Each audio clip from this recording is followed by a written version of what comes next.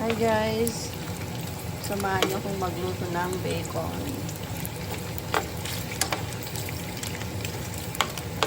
Cancel ang bus ng mga estudyante ngayon kasi may snowstorm daw mamaya.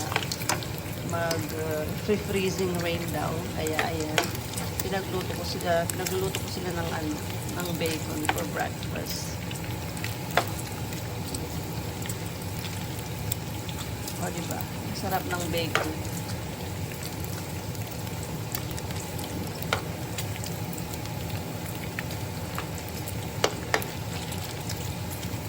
Paborito nila itong bacon, guys. Ayan.